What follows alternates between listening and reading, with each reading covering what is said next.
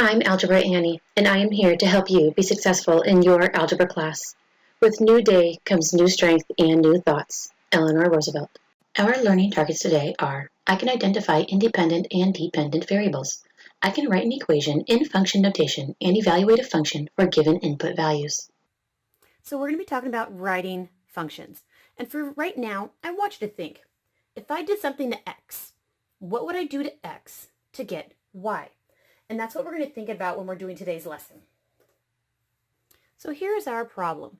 So we have somebody who worked a certain amount of hours, and every time they worked those amount of hours, this is how much they got.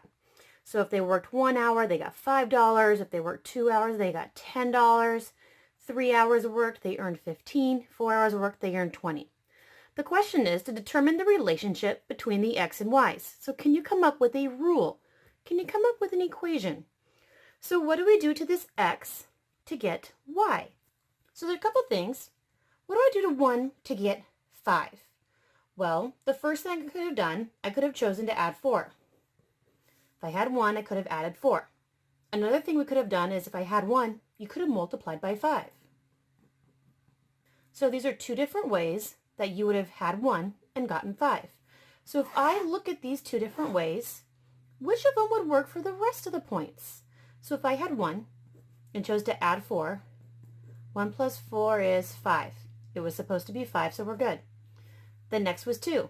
If I had 2 and I did the rule of adding 4, 2 plus 4 is 6. Did I get what I was supposed to? I didn't. That was supposed to be 10. This rule did not work. So try the next rule. You told me to multiply by 5. So if I had 1, if I multiplied by 5, 1 times 5 is 5. I should have had 5, so I did. The next one is 2. If I had 2 and I multiplied by 5, 2 times 5 is 10. Is that what I should have had? It is. 3. 3 times 5, because the rule is to multiply by 5. 3 times 5 is 15. Is that what I got? It is. The next one is 4. The rule is to multiply by 5, so 4 times 5 is 20. Is that what the table says? It is. It worked for all of them. So multiplying by 5 is my rule. So this is the rule. So how do we write that as a relationship? Well, I took all of my x values and I multiplied that by 5, and it ended up giving me my y value. So what is my relationship? If I want y, I need to get 5 and multiply it by all of the x's. That is my relationship. So that's my rule, my equation. So just a few more practice problems. It's the same basic idea. What do I do to 1 to get negative 2? So there's a couple things you could have done. We could have either chosen to multiply by negative 2, or we could have chosen to subtract 3, because 1 minus 3 would give me 2. So let's test these each and see what we get. So if I had 1 and I multiplied by negative 2, 1 times negative 2 is a negative 2. That was the answer we should have had, so we're good. Test the other points. 2. You said the rule is to multiply by negative 2. 2 times a negative 2 is a negative 4. Is that what I should have received? It's not. So this rule actually doesn't work. So let's try the next one. To subtract 3. 1. You said subtract 3. 1 minus 3 is a negative 2. That's what I should have gotten, so I'm good. The next x value is 2. The rule is to subtract 3. 2 minus 3 is a negative 1. Is that what I should have received? It is, so I'm still good to go. The next x value to test is 3. I add 3. The rule is to subtract 3. 3 minus 3 is 0. Is that what I should have received? It is, so we're still good to go. Last x value to test is 4. 4, the rule is to subtract 3. 4 minus 3 is a negative 1. Is that, nope, not negative 1, positive 1. Is that what I should have received? It is, so I'm good to go. We tested each and every single one of the x values. So you said if I took my x and if I subtracted 3, I would have received my answer of y.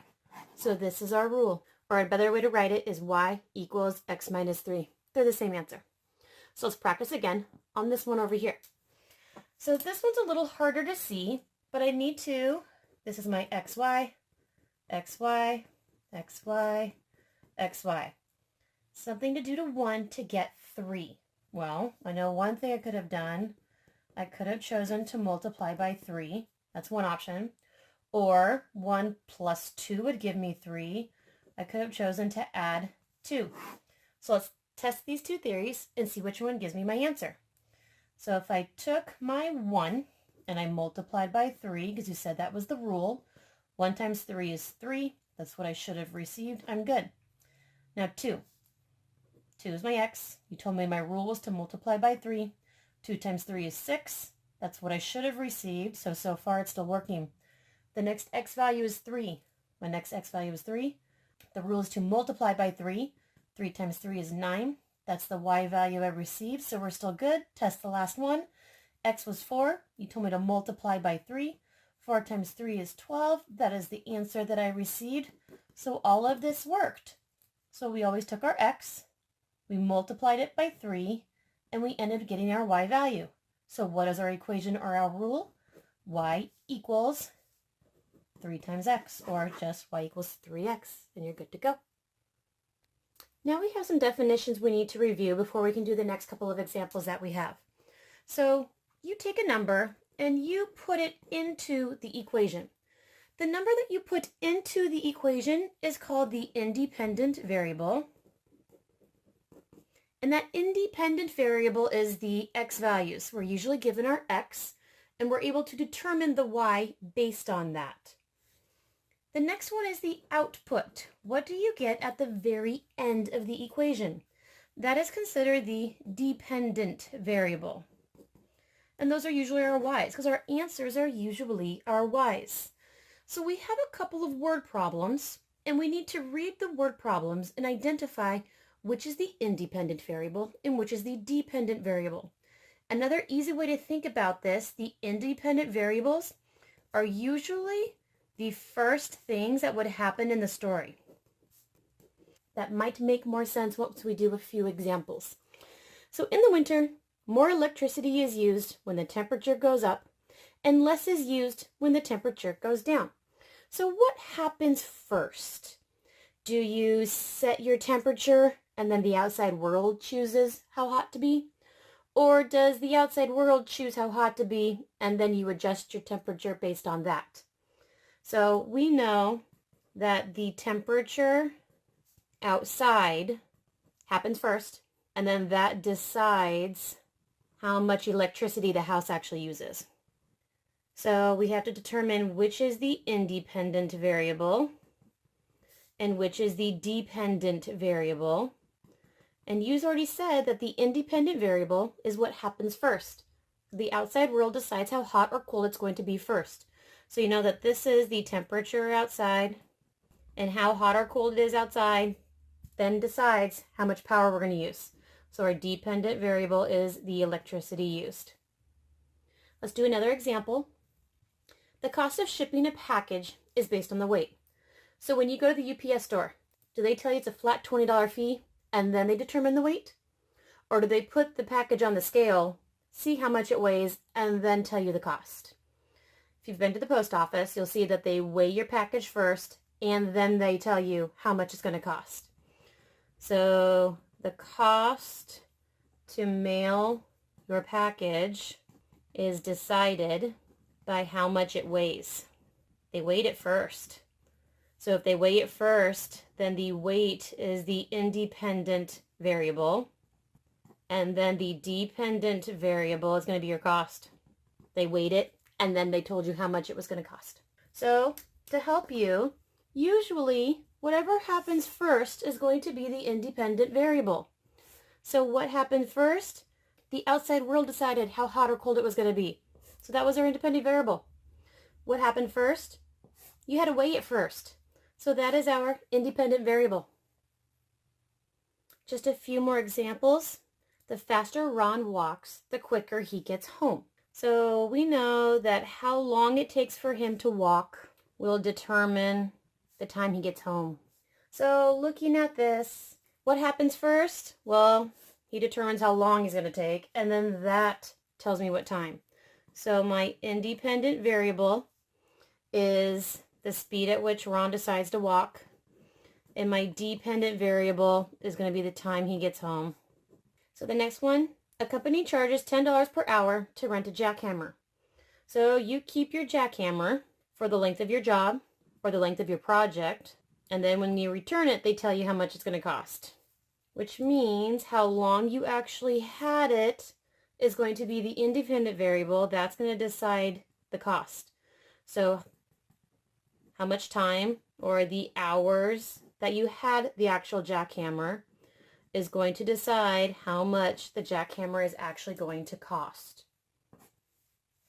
Our last one, apples cost 99 cents per pound. So this is much like the post office. Do they tell you how much it's going to cost and then choose to weigh your apples? Or do they weigh your apples and then tell you how much it's going to cost? They're going to weigh your apples first, and then they tell you how much it's going to cost. So my independent variable is going to be the weight, and my dependent variable is going to be my cost. So first they weighed them, and then they told me my cost. So this lesson is full of vocabulary. We have another vocabulary term we need to learn. An algebraic expression that defines a function is a function rule. So if you have an algebraic expression that tells you what to do and how to do it, it's a function rule. And we can write those actually in function notation. So this is the same exact problem as we did at the very beginning of the lesson. So what relationship did we decide at the very beginning of the lesson represented this chart? We had decided that if we wanted to know how much money was earned, that we took 5 and multiplied it by the number of hours that were worked. This is the relationship that we decided at the very beginning. It was our function. Well, how do you actually write it in function notation? We choose to write the y's as f of x. So instead of writing y equals, we're going to write f of x equals. This is saying that you have a function, and that function is using the x variables as the inputs. So 5 times x is still 5 times x. We just replaced y with f of x. Now how do you actually read this? If I wanted to read this, I would say f of x, because this thing says f of x, is equal to 5 times x, or just 5x. So it's called f of x is equal to 5 times x. So let's use what we learned about independent and dependent variables to first write an equation in function notation. So let's see. We have a lawyer, and that lawyer is going to get charged $200 per hour for how much she works. So first we need to decide what is our independent and what is our dependent variable. So I know the independent variable is what happens first. So what does she do first? She works first. So how many hours that she worked is going to be our independent variable, and how much she costs total is going to be the dependent variable. So what does that equation look like? Well, how much does she get in the end? How much she gets in the end is going to be decided upon.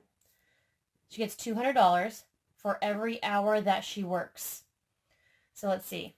Total cost, you said total cost was our dependent variable. I'm remembering back to the beginning, you said independent was x and dependent was y.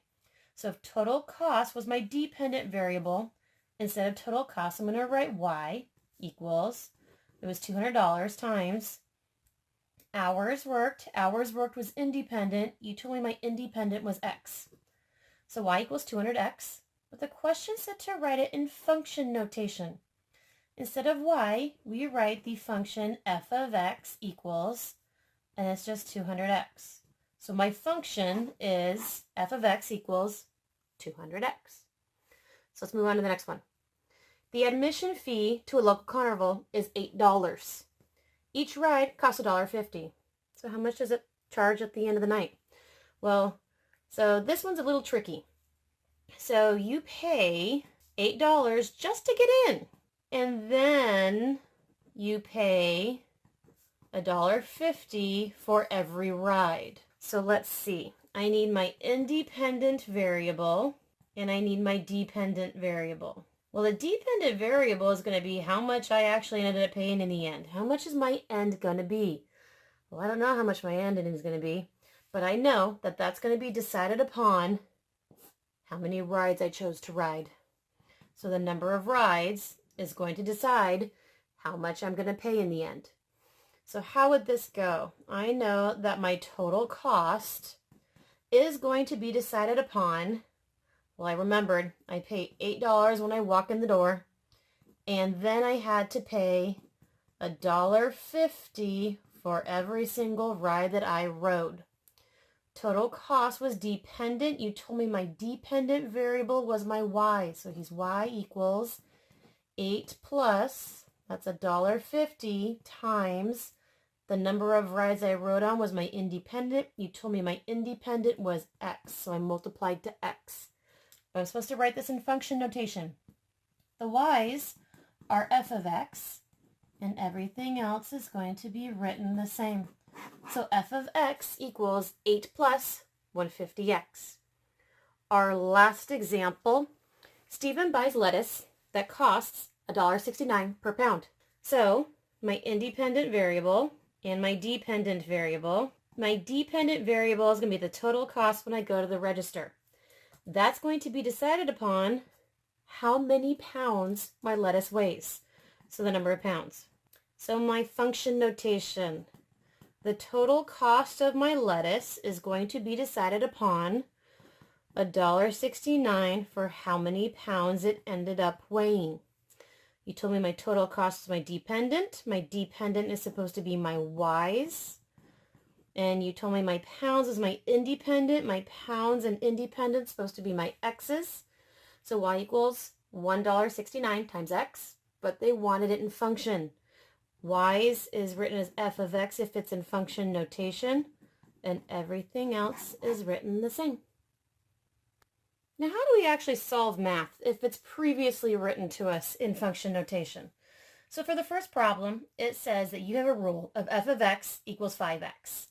Using that rule, what's your answer if x was 6? So my rule, I always write my rule first so that I make sure I don't make any mistakes. So my rule says if I have x to be 6, x is 6. So if my rule, if I'm using 6 as my x, I'm supposed to plug in 6 for all of my x's. So what might help you is this x is the same as this x. So if I plugged in a number 6 for that x, every other x should be 6 as well. And then I just solve the math here on out. So 5 times 6 is 30. So I know that f of 6 is 30. Well, let's practice it one more time. The rule was f of x equals 5x. Whatever I put in place for this x needs to go into place for this x. So the rule is telling me to use 7.5 for x. So if I replace this x with 7.5, I'm supposed to replace that x with 7.5. So both of my x's were replaced with 7.5.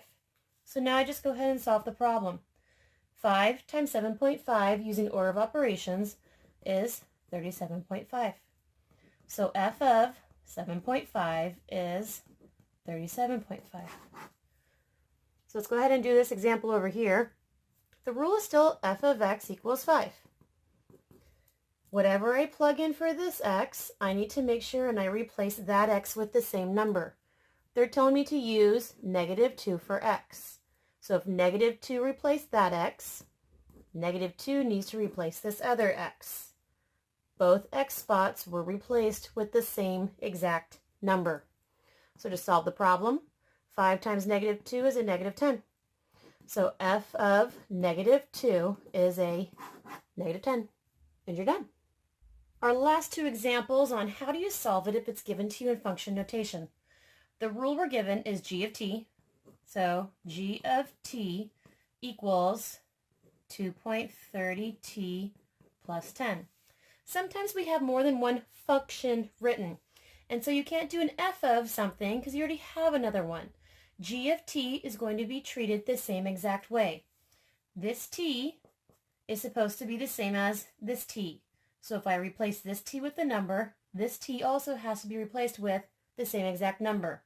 This g of t is the same as f of x. It's just another line to use. So g of, I'm told to use 2. If that t was replaced with 2, this t needs to be replaced with the 2.